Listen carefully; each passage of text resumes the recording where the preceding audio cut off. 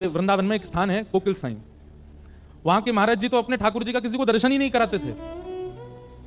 स्वामी श्री अखंडानंद जी महाराज ने कहा, आप अपने ठाकुर जी का किसी को दर्शन क्यों नहीं कराते? तो कोकिल साई कहते, बोले संसारी लोग हैं, इन पर मांगना ही आता है, और छोटे छोटे प्रिया प्रियतम अपने नित्य निकुंज विलास में हैं। अब उनसे वो वैसे ही इतने संकोच में रहते हैं, और हम लोग जाके उनसे कुछ मांग लेंगे तो और कितने संकोच में आ जाएंगे। इसलिए भैया हमारा वृंदावन मांगवे को स्थान है ही ना है, देवे को स्थान है। स्वयं को दे दो। पूरी दुनिया में आप मांगिए। हमारे पंजाब में इतनी देवियां, इतने सुंदर सुंदर स्थान, हिमाचल में इतने सुंदर सुंदर स्थान महादेव के, देवियों के, सब पूरे भारत भरे पड़े इन स्थानों से। क्यों? सब जगह मांगो, लेकिन वृंदावन में जाके तो दे दो, मांगो मत। ऐसा श्री वृंदावन। आज नरसिंह मेहता चूके नहीं, ठाकुर जी से, महादेव से कह दिया, आपको जो अति प्रिय वो मुझे दो। महादेव पहले तो संकुचित हो गए, बोले ये क्या मांग रहे हो? लेकिन ये उनके पूर्व जन्म के भजन का प्रताप है। मुचकुंद के स्वरूप में किए गए भजन का ये बल था कि महादेव की कृपा हुई, और महादेव ने कृपा करके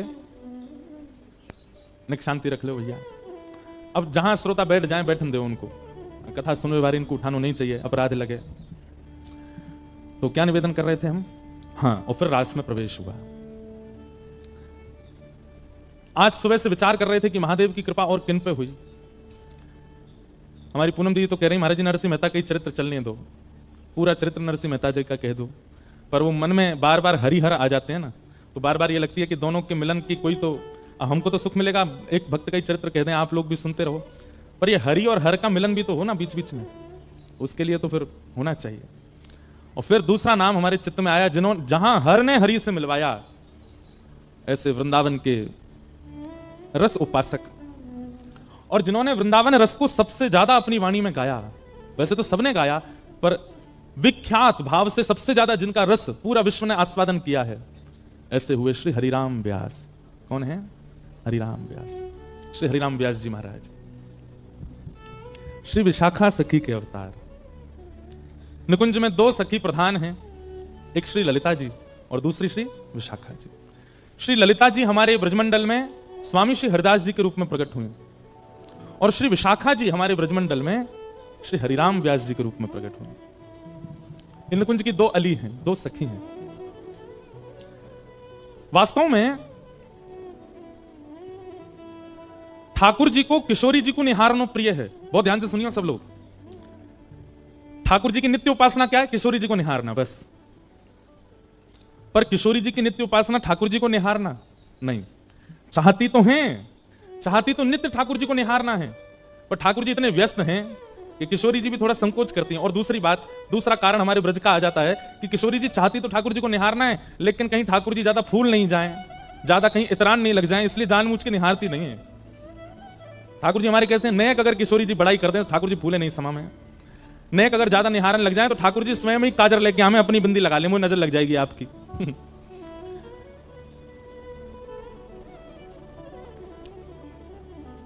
तो ठाकुर जी का नित्य उपासना किशोरी जी के दर्शन है, और किशोरी जी की नित्य उपासना ठाकुर जी के दर्शन है, पर नित्य निहारती नहीं।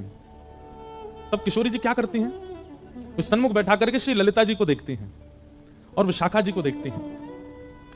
ललिता और विशाखा जो हैं, ये किशोरी और ठाकुर जी के ही रूप की परछाई से उनके सामने लीलाएं करती रहती हैं। जैसे जब जब श्याम सुंदर की याद आती है, तब तब ललिता विशाखा लीला करती हैं, और लीला करके किशोरी जी को दिखाती हैं। ललिता जी श्री किशोरी जी बनती हैं, और विशाखा जी श्री श्याम सुंदर बनती हैं, और ये दोनों लीला करके दिखाती हैं। उसी से किशोरी जी का मन प्रसन्न होता है। तो ऐसा कह दें तो कोई अतिशयोक्ति नहीं कि ठाकुर जी की उपासना किशोरी जी का दर्शन, और किशोरी जी की उपासना ललिता विशाखा का दर्शन। नित्य निहारती दोनों को। कितनी बड़ी सौभाग्यवती हैं कि अपलक नेत्रों से किशोरी जी निहारती हैं उनको। ललिता जी का तो प्रादुर्भाव ही किशोरी जी के प्रतिबिंब से हुआ। ऐसी कथा आती है कि एक बार निकुंज में ठाकुर जी बोले, हे श्यामाजू, चलो आपको श्रृंगार मैं करूंगा। और जब जब किशोरी जी को श्रृंगार ठाकुर जी ने किया है, तब तब किशोरी जी को अपना ही रूप भायो है। जैसे हर किसी को अपने आप को श्रृंगार के बाद देखने की इच्छा होती है, हम कैसे लग रहे हैं। अन्य दिन तो सखियां तैयार करती हैं, कभी कीर्ति मैया श्रृंगार करती हैं, कभी श्री जी स्वयं भी श्रृंगार करती हैं, परंतु अन्य दिन तो किशोरी जी स्वयं को श्रृंगार करके प्रतिबिंब में देखती हैं, दर्पण में देखती हैं, फिर आगे लीला में चली जाती हैं। पर जिस दिन ठाकुर जी श्रृंगार करके जाते हैं किशोरी जी का, किशोरी जी प्रतिबिंब के सामने ही बैठी रहती हैं, स्वयं को ही निहारती हैं। आज ठाकुर जी ने किशोरी जी का श्रृंगार किया, पत्रावली पधराई, आंखन में काजर लगायो, सुंदर निज कर गूथ सुमन के गजरा, ये अपने ही हाथ पहरावत है, तू है सखी बड़ भाग बड़ी, नंदलाल तेरे घर आवत है। जैसे घर में देखा है ना, कभी बहनें बैठी हैं एक दूसरे के केश गूंथती हैं, ऐसी किशोरी जी बैठी हैं और ठाकुर जी उनके केश गूंथ रहे हैं। और किशोरी जी को आज इतना सुख मिल रहा है, इतना इतना आनंद है, पर प्रकट नहीं करती हैं। ठाकुर जी ने श्रृंगार किया और सुंदर पुष्प ला करके किशोरी जी के केशन में ऐसे सुंदर सुंदर गुच्छ बना करके श्रृंगार किया। और जैसे ही दूर से प्रतिबिंब लेकर के श्याम सुंदर आए, बोले हे श्यामा जी विराजो, देखो मैं आपको दर्पण दिखाऊं। और जैसे ही ठाकुर जी ने प्रतिबिंब दिखायो, किशोरी जी तो निहारती रह गई अपने स्वरूप को। अब ठाकुर जी जैसे ही दर्पण दूर करें, किशोरी जी कहें नहीं या कुछ सामने ही रहने दो, यहीं स्थिर कर दो। ठाकुर जी कह रहे हैं वाह, अपनी रूप को निहार रही हो? बोले अपने रूप को ना निहार रही, या रूप में चढ़े भये श्रृंगार को निहार रही हूं, और वो श्रृंगार कैसे कियोगे वो चिंतन कर रही हूं। अब तो इतना सुंदर लग रहा है किशोरी जी को अपना स्वरूप कि वो ठाकुर जी को भी कह रही है ना दूर बैठो, वो देखन दो। ठाकुर जी कभी पर्दा डाल दें, कभी दर्पण हिला दें, किशोरी जी नाराज है, बोले या मत चढ़ो, मेरे सामने ही रहने दो। अब तो किशोरी जी कुंज में भी जा रही हैं, तो वहां पर भी ऐसे ऐसे दर्पण लगाए कि जहां किशोरी जी नजर घुमाए अपनो ही प्रतिबिंब देख रही हैं। ठाकुर जी बोले इतना प्रिय लगो आपको मेरे द्वारा किया गया श्रृंगार, क्यों ना या श्रृंगार के स्वरूप को स्तब्ध स्थिर कर दिया जाए। और तभी किशोरी जी अपनी स्वरूप को देख करके बोली हे ललिते। और जैसे ही अपने स्वरूप को ललिते कहो है, तो किशोरी जी को जो प्रतिबिंब है वो प्रतिबिंब ही श्री ललिता जी के रूप में प्रकट है। श्री ललिता अली, ललिता सखी आ गए। तो सोचो, जब जब किशोरी जी विरह में हो, वैसे तो विरह होवे ना है, सखी है ना दे, लेकिन फिर भी जब भी कभी वियोग होवे, जब भी कभी याद आवे, श्री ललिता जी को देख लें किशोरी जी। ऐसी ये दो सखी हैं, ललिता और विशाखा। उनमें श्री विशाखा जी के जो अवतार हुए हमारी पृथ्वी पर, जिनका नाम है हरिराम व्यास। हरिराम व्यास, श्री हरिराम व्यास जी के लिए श्री नाभा गोस्वामी जी कहते हैं, उत्कर्ष तिलक अरुदाम को भक्त इष्ट अति व्यास के, काहू के आराध्य मच्छ कच्छ नर हरि सूकर, बामन फर साधरन सेतु बंधन जू शैल कर, एकन के यह रीत नेम नव धासों लाए, सुकुल सुमुखन सुवन अच्युत गोत्री जो लड़ाए, नौ गुण तोरी नूपुर हो महत सभा मधिरास के, उत्कर्ष तिलक अरु भाल के, उत्कर्ष तिलक अरुदाम को भक्त इष्ट अति व्यास के। श्री हरिराम व्यास। एक बात याद रखिएगा, भक्तमाल जी में श्री नाभा जी ने भगवान के भक्तों को केवल भक्त कहा, लेकिन हरिजनों के भक्तों को श्री नाभा गोस्वामी जी भक्त राज कहते हैं।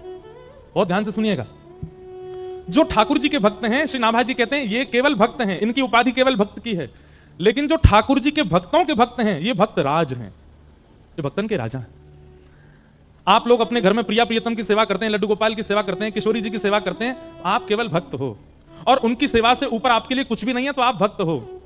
लेकिन अमृतसर में कोई ब्रजवासी आ जाए और आप मचल जाओ, आपके नेत्र तड़पने लग जाएं, आपको हृदय व्याकुल हो जाए, आपके मन में इच्छा हो कि बस कैसे हम जामे जाके उनके दर्शन कर आए, नए कुंते मिले आए, उनको अपने हाथ की कछु बनी सामग्री पवाए आए, उनके बैठ के दो वचन सुनियाए। ठाकुर जी से भी अति प्रेम यदि हरिजनों से है तो श्री नाभा जी आपको भक्त राज कहेंगे, ये भक्तन के राजा। और एक बात हम आपसे स्पष्ट कह दें, ठाकुर जी से प्रेम करना सहज है, पर हरिजनों के प्रति प्रेम होना ये सबसे कठिन है। हरिजनों से प्रीति नहीं हो पाती, हरिजनों के प्रति वैसा प्रेम नहीं हो सकता। और वाकई लैया भी अगर आपको प्रयास करना हो, देखो एक बात हमारी बात बहुत ध्यान से सुनिएगा, एक तो सामने कैमरा वाले भैया ने बैठ जाओ, अगर तुम्हारा कैमरा स्थिर रहेगा तो हमें देखे ही ना रहे बेचारे। जय हो। तो ठाकुर जी की सेवा बहुत सरल है। सवेरे 7 बजे मंगला करते हो, किसी दिन 8 बजे कर दोगे तो ठाकुर जी नाराज नहीं होंगे, और काउ दिना 5 बजे कर दोगे तो भी ठाकुर जी नाराज नहीं होंगे। ठाकुर जी को राजभोग में कढ़ी चावल खवा दो तो भी ठाकुर जी राजी हैं, ठाकुर जी को केवल दही भात खवा दो तो भी राजी हैं, कुछ नहीं तो दूध को भोग लगा दो तो राजी हैं। रात में शयन के समय ठाकुर जी को भोग लगाओ तो राजी, नहीं भोग लगाओ दूध धरा के, नहीं तो चना चनौरी मिश्री लगा दो तो भी राजी। सुबह दो सेज पे तो राजी नहीं, सुबह भूल गए, ठाकुर जी बैठे खुद सो गए तो भी बेचारे राजी, कुछ नहीं कहेंगे। ठाकुर जी की सेवा तो बहुत सरल है, बहुत सहज है, उसमें तो आपको परिश्रम करना ही नहीं पड़ता है। पर हरिजनों की सेवा, हरिजनों की सेवा तो कठिन है। अगर किसी भक्त को आपने प्रसाद के नाम पर केवल दूध भोग दे दिया, चना चनौरी धर दिया सामने, तो महाराज भ्रगुटी टेढ़ी करके देखोगे जी कापावारो भैया या के काज लेके आया तो हमें अपने घर, वो तो टोक भी देगा, वो तो रोक भी देगा, वो तो नाराज भी हो जाएगा। सीधी बात, ठाकुर जी के सेवा में चीटिंग चल जाएगी पर भक्त की सेवा में नहीं चलेगी, वो तो तुरंत आपको डांट देगा। ऐसा समझ लीजिए कि भगवत सेवा बिना सीसीटीवी कैमरा के की गई चोरी है, लेकिन भक्त सेवा वो तो चारों तरफ कैमरा लग रहे हैं, फिर आप क्या कर रहे हो, एक एक गतिविधि, ए भाई प्रणाम ऐसे नहीं करते हैं, चलते ऐसे नहीं है, एक हाथ से नहीं करते हैं, ऐसे बैठते नहीं है, ऐसे खड़े रहो, ऐसे बोलो, ये शब्द नहीं बोलना चाहिए, ऐसे नहीं घूमना चाहिए। भक्त तो आपको टोकेगा, ठाकुर जी टोकते थोड़े हैं। ठाकुर जी ने तो मुंह बंद कर रखो कलयुग में कि मैं टोकूंगा ही नहीं। तो भगवत सेवा बड़ी बात नहीं है, भक्त सेवा। और श्री हरिराम व्यास जी के लिए क्या कहा गया, उत्कर्ष तिलक अरुदाम को भक्त इष्ट अति व्यास के। व्यास जी के इष्ट कौन है, भक्त। इसलिए हमारी प्रार्थना भैया, जैसे मंदिर में आप अपराध ना बन जाए इसका ध्यान रखते हो, मंदिर में आपसे कोई दोष ना हो जाए इसका ध्यान रखते हो, ऐसे ही कभी किसी भक्त का आपके चित्त में दुर्भाव ना आ जाए ये भी ध्यान रखो। कोई तिलकधारी हैं, कोई कंठी पहने हैं, कोई ब्रज से प्रेम करने वाले हैं और उनकी किसी भावना पर आपके चित्त में प्रश्न चिन्ह आता है कि ये कैसे कर रहे हैं, ये अपराध है। हरि से भी ज्यादा कठिन हरिजनों का भक्त होना। और हरिजनन के प्रति यदि भक्ति चाहिए हो, राधा रमन जी खूब अच्छे लगते हैं, राधा वल्लभ जी खूब बढ़िया लगते हैं, बिहारी जी में खूब निष्ठा, वृंदावन में खूब निष्ठा, परिक्रमा में खूब निष्ठा, यमुना जी में खूब निष्ठा, लेकिन ब्रज के ब्रजवासियों में और ब्रज के संतों में आपकी निष्ठा नहीं हो रही हो, तो जाओ वृंदावन के गोपेश्वर और जाके गोपेश्वर महादेव को प्रणाम करो और गोपेश्वर महादेव से प्रार्थना करो, गोपी प्रेम की भिक्षा दीजिए, कैसे हूं मोहे अपनों कर लीजिए, गोपी प्रेम की भिक्षा दीजिए, कैसे हूँ मोहे अपनों कर लीजिए। हमारे वृंदावन के पंचायत में मैंने कितनी बार कहा है, वृक्षों को प्रणाम, रज को प्रणाम, यमुना जी को प्रणाम, ब्रजवासियों को प्रणाम और गोपेश्वर महादेव को प्रणाम। इन पंच प्रणामों के बाद किसी देवालय में जाइए। यदि गोपेश्वर महादेव को प्रणाम नहीं किया गया होगा तो बिहारी जी के बगल में, आपके बगल में स्वामी श्री हरदास जी भी खड़े हो जाएंगे तो उनको पहचान नहीं पाओगे। ये गोपेश्वर महादेव ही करवाएंगे। कल हमने सुना रास में प्रवेश महादेव की कृपा, और आज हम सुनेंगे भक्त इष्टों के प्रति स्नेह महादेव की कृपा से। ठाकुर जी से प्रेम करना हम सिखाएंगे ही नहीं इन 7 दिनों में, वो तो आप सब करते हो, वो तो आप सब जानते हो, पर जिनसे हमारे हरि रीझ हैं ऐसे हरिजनों से प्रेम ये महादेव सिखाएंगे, ये महादेव बताएंगे। हरिराम व्यास जी कैसे हैं, बोले भक्त इष्ट अति व्यास के। आप देखेंगे बिल्कुल सूर्य और चंद्रमा की तरह परिवर्तन हुआ हरिराम व्यास जी के जीवन में महादेव की कृपा से। पहले के हरिराम व्यास कैसे हैं वो तो हम बाद में कहेंगे, पर बाद के हरिराम व्यास, शंकर जी से मिलने के बाद हरिराम व्यास जी कैसे हैं।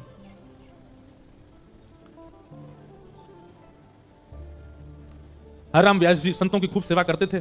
और हरिराम व्यास जी के ठाकुर जी कौन से हैं, जुगल किशोर को लाड़ लड़ायो, नवल कुंज ही अमाय, कुंज निकुंजन की रज धारे, व्यास युगल यश गाय, वृंदावन प्यारो वृंदावन श्री वृंदावन। आप लोग आश्चर्य करेंगे, और ये हम किसी के इष्ट को या किसी परंपरा को हम कोई गलत नहीं बोल रहे हैं, पर हमारे वृंदावन के सप्तनिधियों में जितने भी ठाकुर प्रकट हुए सब एक एक ही प्राप्त हुए।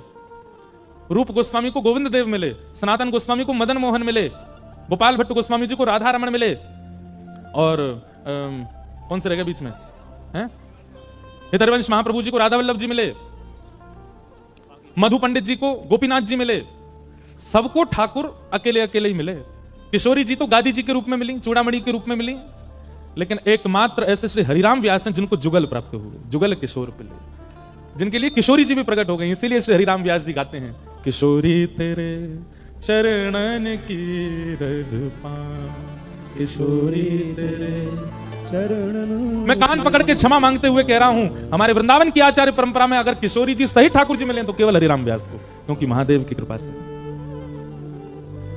जारज को ब्रह्मादिक तरसत, जारज को ब्रह्मादिक तरसत, सूरज शीश चढ़ाऊं किशोरी तोरे, सूरज शीश चढ़ाऊं किशोरी तेरे, चरणन की रज पाऊं किशोरी तेरे चरण की रज पाऊं, बैठी रहूं कुंजन के कोने, बैठी रहूं कुंजन के कोने, श्याम राधिका गाऊं किशोरी तोरे, श्याम राधिका गाऊं किशोरी तेरे, व्यास स्वामिनी की छवि निरखत, व्यास स्वामिनी की छवि निरखत, विमल विमल जस गाऊं किशोरी तोरे, विमल विमल जस गाऊं किशोरी तेरे, चरणन की रज पाऊं किशोरी तेरे चरण की रज पाऊं। इसलिए हरिराम व्यास विशेष हैं क्योंकि उनको जुगल मिले। तो श्री विशाखा जी ये प्रकट हुई कलयुग में हरिराम व्यास जी के रूप में, और आपका जन्म हुआ ओरछा के एक शुक्ल परिवार में, एक दिव्य ब्राह्मण कुल में आपका जन्म हुआ। नाम आपका हरिराम शुक्ल रखा गया, हरिराम शुक्ल।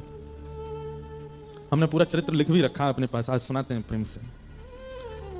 अच्छा, कई लोग ना वो बहुत जल्दी आके बैठ जाते हैं कथा में, आगे आगे बैठ जाते हैं, फिर बीच में उठ के जाते हैं।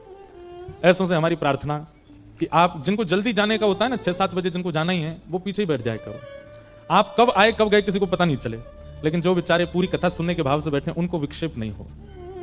अवर और प्रवर 2 प्रकार के श्रोता बताए गए भागवत जी में।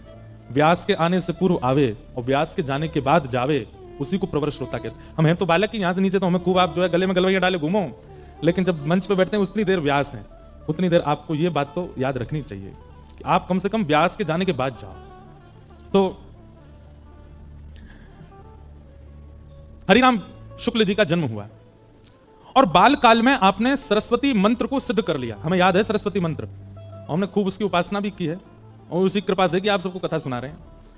तो सरस्वती दिव्य मंत्र की आपने इतनी उपासना की, इतनी उपासना की, नवरात्रों में आप केवल अन्न जल त्याग करके जल और केवल कुछ फलाहार लेकर के सरस्वती मंत्र की उपासना करते थे। और उससे ऐसा हुआ कि व्यास हरिराम शुक्ल जी के जिह्वा पर वाग देवी सरस्वती साक्षात विद्यमान हो गई। और उसका प्रभाव यह हुआ कि आपने अध्ययन करके स्वयं को इतना विद्वान बना लिया कि आप जिस जगह जाते वहां के विद्वानों को हरा देते। काशी में जिस गुरुकुल में आप पढ़े थे, उस गुरुकुल में सब विद्वानों ने मिलकर के सारे छात्रों में से आपको चुना और चुन करके मंच पर बुला करके आपकी विद्वत्ता से प्रसन्न होकर के आपको व्यास की उपाधि प्रदान की। इसलिए नाम पड़ गया हरिराम व्यास। हरिराम व्यास। एक दिन हरिराम व्यास जी के मन में आया कि क्यों ना मैं पूरी पृथ्वी पर दिग्विजय करूं। अच्छा, एक तो विद्वान, दूसरे रूपवान, सुंदर रूप भी था, और तीसरा ओरछा के एवं ओरछा के आसपास के राजघरानों के ये कुलगुरु भी थे। सब राजा इनके आगे हाथ जोड़े खड़े रहते थे। भागवत जी कहती हैं, कम आयु का होना, बहुत योग्यताएं प्राप्त कर लेना, बहुत सम्मान मिल जाना, स्वरूप का होना और सत्संग का ना होना, यह पतन का कारण बन जाता है।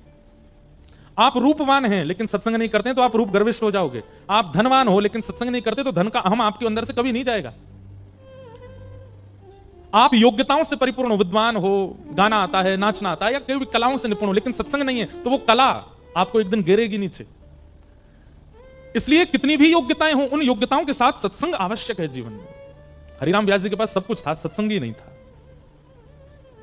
एक दिन हरिराम व्यास जी के मन में आया कि विद्वान तो हम हैं ही, इतने राजा हमारे चेला हैं, रूपमान भी सब कुछ है, क्यों ना दिग्विजय की जाए, पूरे भारत में मुझसे बड़ा कोई विद्वान ना हो ऐसी घोषणा करवा दी जाए। और उसके लिए क्या करना पड़ेगा? बड़े बड़े विद्वानों के पास जाकर के हमको शास्त्रार्थ करना पड़ेगा। सब लोग इधर देखो, सावधानी से सुनो।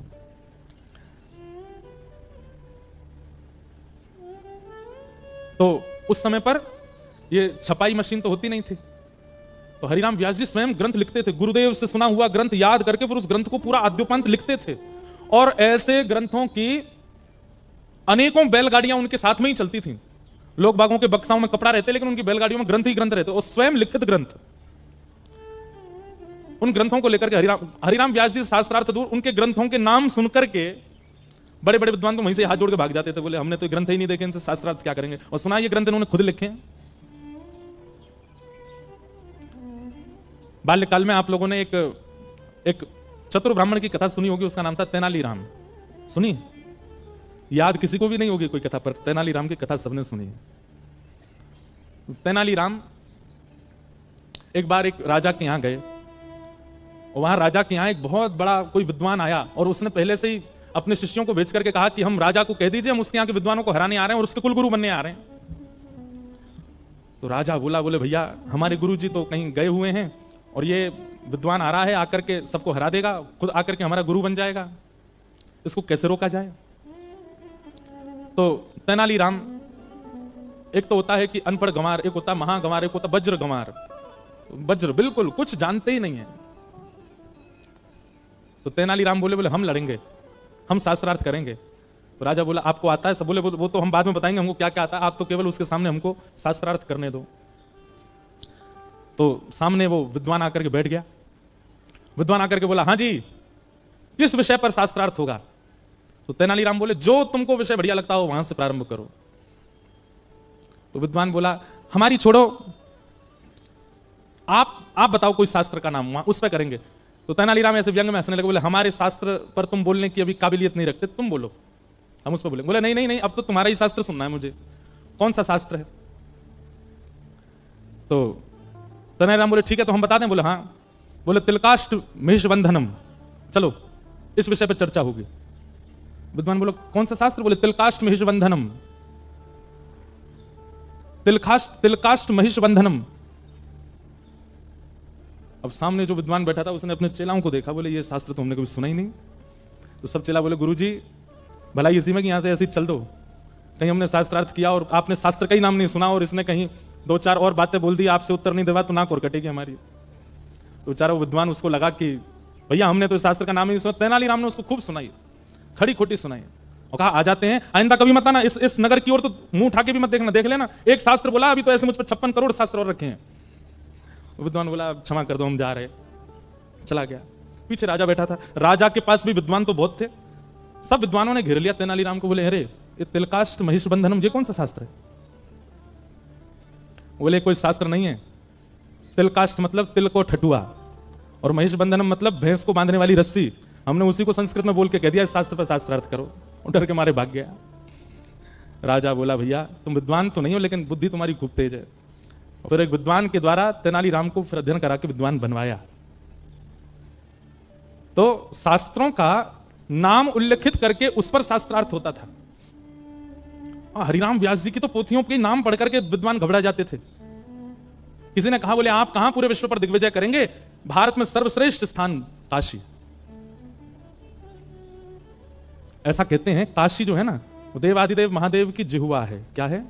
जिह्वा। काशी में जब ब्राह्मण बोलते हैं तो उनके स्वर को उनका स्वर ना माना जाए, वो महादेव का ही स्वर है। इसलिए काशी के स्वर अलग ही हैं, चाहे वहां गाने वाले हों, चाहे वहां ब्राह्मण बोलने वाले हों, वहां के वेद मंत्र पाठ करने वाले ब्राह्मणों को आप सुनिए, वहां के बड़े बड़े विद्वानों को, वो पूरे विश्व से अलग ही हैं।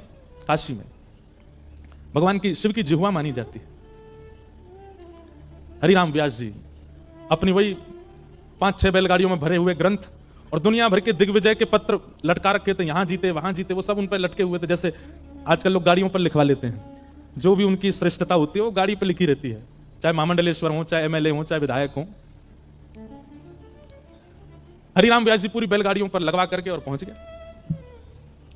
सब ब्राह्मण समझ गए, बोले भैया ये हरिराम व्यास से जीतना सामान्य बात नहीं है, बहुत विद्वान है, वाग्देवी सरस्वती की कृपा है इनके ऊपर, इन्होंने सरस्वती मंत्र को अभिमंत्रित कर रखा है, इनकी जिह्वा पर सरस्वती नर्तन करती है, कैसे जीतेंगे हम इनसे? सब ब्राह्मण व्याकुल होकर के देवाधिदेव महादेव शंकर के पास गए और कहा कि हे महादेव हमारी हार हो हमें स्वीकार, पर काशी की हार ये तो आपकी हार मानी जाएगी ना, क्योंकि यहां तो सब ब्राह्मण आपकी वाणी है, कृपा कीजिए। सब ब्राह्मणों ने जाकर के प्रार्थना की कि हे महादेव अब आप ही हमारी रक्षा करो। हरिराम व्यास आ रहे हैं। हरिराम व्यास जी की शोभा यात्रा निकली महाराज, पूरा काशी पुष्प भी बरसा रहे हैं, तो थर थर कांप करके बोले कि अब ये हरा के जाएंगे हमको। महादेव ब्राह्मणों से बहुत प्रेम करते हैं। बंधुओं, ब्राह्मणों से प्रेम करने का कारण भी, मैं कोई जाति विशेष पर बोलूं ऐसा मेरा भाव नहीं, पर ब्राह्मण की जीविका ठाकुर जी ही हैं। वो ठाकुर जी को गाता है, ठाकुर जी को बचता है, ठाकुर जी को तैयार करवाएगा ब्राह्मण, ठाकुर जी पर पुष्प चढ़वाएगा ब्राह्मण, ठाकुर जी की आराधना करवाएगा ब्राह्मण, ठाकुर जी के सब क्रियाकलाप इस संसार में करता ही ब्राह्मण है, तो उससे प्रेम होना सहज है ठाकुर जी का। भले ही उससे अपना घर चलाता है, लेकिन ठाकुर जी का सबसे ज्यादा ध्यान ब्राह्मण ही रखते हैं, इसलिए ठाकुर जी को बहुत प्रिय है। ब्राह्मणों की आराधना सुनकर के महादेव बोले अब हम जाएंगे, और एक दिव्य दीनहीन से ब्राह्मण का रूप धारण करके महादेव पहुंचे हरिराम व्यास जी के पास। व्यास जी संध्या से निवृत्त होकर के प्रसाद आदि पाकर के बैठे थे, प्रतीक्षा कर रहे थे कोई शास्त्रार्थ करने आए। बाहर द्वार पर दो सेवक खड़े थे, तभी शंकर जी ने जाकर के कहा प्रणाम, हम व्यास जी से मिलने आए हैं। सेवकों ने भीतर जाके कहा, बोले महाराज द्वार पर एक ब्राह्मण आया है। हरिराम व्यास जी बोले बुलाओ बुलाओ बुलाओ, उससे तो हमको शास्त्रार्थ करना है। और तुरंत अपना आसन सुव्यवस्थित किया, ग्रंथ निकाल करके रख लिए, और जैसे ही महादेव पहुंचे, बिल्कुल साधारण सी धोती है, साधारण सा गमछा डाला हुआ है, दीन से ब्राह्मण, पतले दुबले, एक एक नस दिखाई दे रही है। उनकी दीनता, सरलता, दन्यता देख करके हरिराम व्यास जी बोले महाराज आपका रूप स्वरूप देख करके तो ऐसा लगता है मैंने एक श्लोक भी यदि बोला तो कहीं आप गिर ना जाओ, आप शास्त्रार्थ करने आए मुझसे। महादेव बोले नहीं नहीं, हम शास्त्रार्थ करने नहीं आए, हमने पूरे काशी में आपकी प्रशंसा सुनी, आप बड़े विद्वान हैं, आपके पास सारे प्रश्नों के उत्तर हैं, सारे ग्रंथ आपको कंठस्थ याद हैं, हम तो अपनी एक जिज्ञासा लेकर के आए हैं आपसे पूछने। हरिराम व्यास जी बोले पूछो। बोले महाराज आप इतने विद्वान हैं, ये बताइए अत्यंत विद्या प्राप्त करने के बाद उस विद्या का फल क्या मिलता है? विद्वान होने के बाद उसका फल क्या मिलता है? जैसे धनवान होने के बाद इच्छाओं की पूर्ति, कुछ चाहो वो इच्छा पूरी हो जाती है, ऐसे विद्वान होने के बाद उसका फल क्या मिलता है? हरिराम व्यास जी बोले कोई पूछने की बात है? विद्या ददाति विनयम, विद्या से विनय आता है, विद्या से दीनता आती है, और सबसे बड़ी बात विद्या से विवेक प्राप्त होता है। विवेक किसे कहते हैं? सही और गलत की पहचान, इसको विवेक कहते हैं। बहुत ध्यान से सुनिएगा, एक कैसा ट्रांसफॉर्मेशन है हरिराम व्यास जी के जीवन में, कहां वो पूर्व के हरिराम व्यास और कहां वो बाद के हरिराम व्यास, महादेव की कृपा।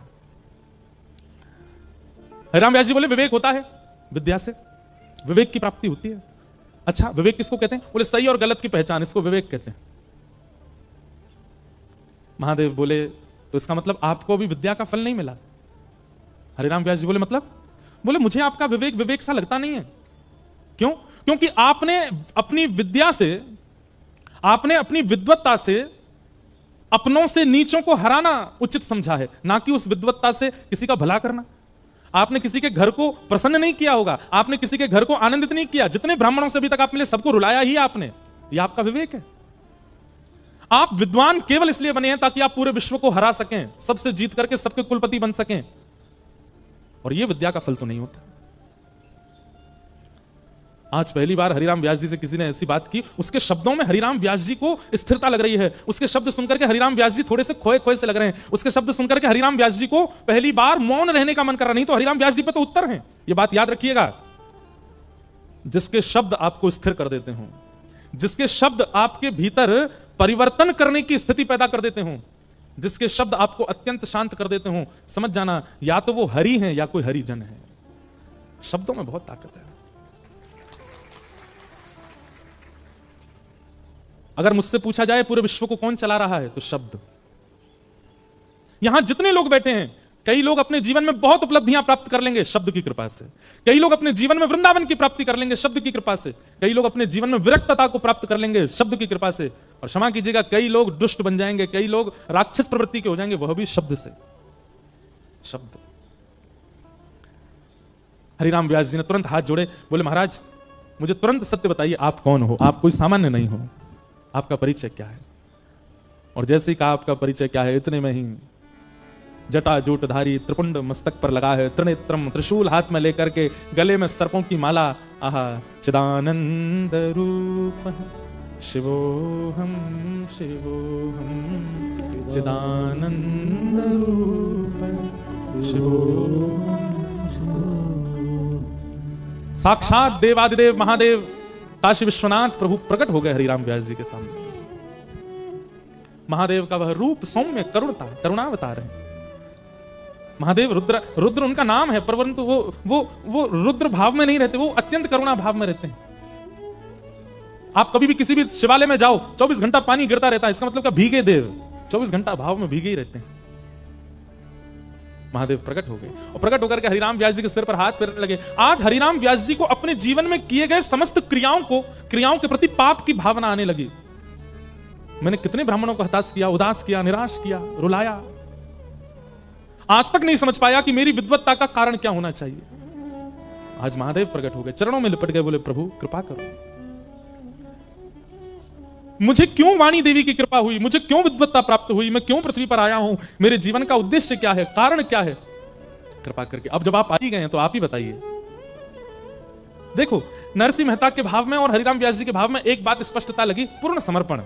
आप बताइए, हम आपसे कोई जिज्ञासा ना प्रकट करें, आप बताओ, क्योंकि जानते हैं कि महादेव जिस मार्ग का अनुसंधान करवाएंगे वो मार्ग कल्याणकारी ही होगा।